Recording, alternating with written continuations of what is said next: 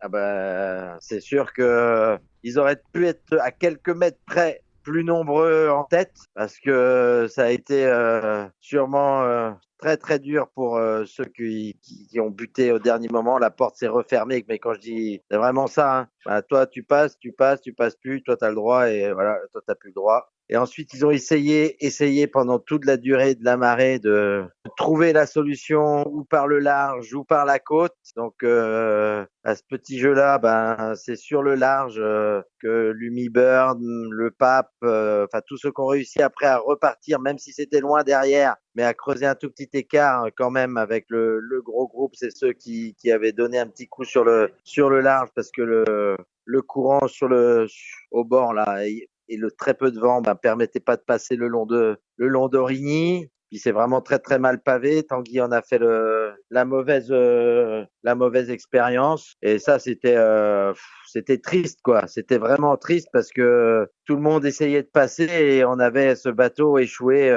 sur un caillou. Alors heureusement il y a pas eu de grosses difficultés. Mais ça c'était horrible. C'était voilà de voir les bateaux essayer de passer, voir Tanguy arrêté sur son caillou là, ça c'était dur. Bien reçu. Bon, comment se présente la suite et fin et qu'est-ce qui t'a incité du coup à réduire le parcours? Ça a été un casse-tête, hein. Je te le dis tout de suite, c'était un casse-tête. J'ai chargé toutes les météos que je pouvais de tous les derniers fichiers, fait les routages et pour me dire que bah, il faut respecter ce qui est en train de se dérouler, hein. La solitaire, ce sont des grandes étapes, c'est 4 grandes étapes cette année, cette fois-ci là. Donc les fichiers que j'avais hier étaient assez catastrophiques pour l'arrivée. Je devais être certain d'un voilà, j'avais dit au briefing que ma cible, c'était maximum mercredi 19h pour le premier. Mais bon, tout ça, c'est venu ainsi un peu se pondérer avec les écarts qu'il y a, avec les différents talonnages qu'il y a eu aussi, faudra sortir les bateaux, faudra les préparer pour samedi, parce qu'on repart samedi à 16h. Donc tout ça mis bout à bout, j'avais plusieurs solutions, hein. À Andips, rentrer à la maison direct Oscar. Là, je me suis dit que c'était pas faire du tout et que ça laissait pas suffisamment de chance à ceux de derrière pour se refaire. Maintenant, on avait prévu aussi dans l'avenant qu'on puisse uniquement contourner Ouessant. Donc c'est ce que j'ai retenu en enlevant une cinquantaine de milles en fait du passage de la chaussée de Saint.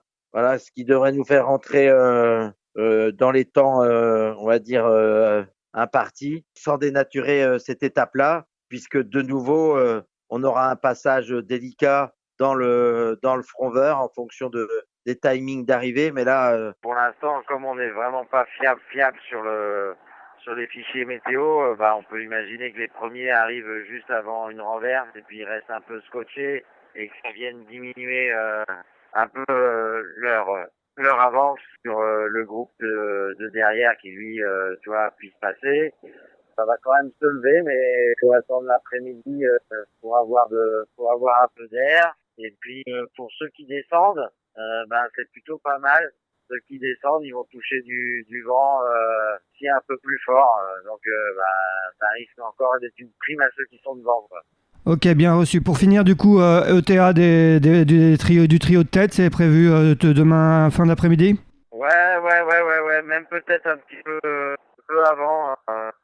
Du Fromver, là, on pourrait être à juste 3 jours, 3 jours de course, quoi. Donc là, ben, comme les fichiers arrivent, on va faire tourner toutes les machines, hein, les moulinettes, et puis on redira ça dans le courant de l'après-midi, en tous les cas, ce soir plus précisément. Parce que là, il y a quand même encore une sacrée part d'incertitude.